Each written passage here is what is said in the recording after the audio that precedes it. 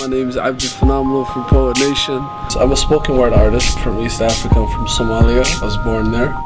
Everybody in the world can hear the voices of the people that are going through this thing, the voices of Dadaab. All they're asking for is clothes to put on, just enough food to eat before it's all gone. No time to debate who's right and who's wrong.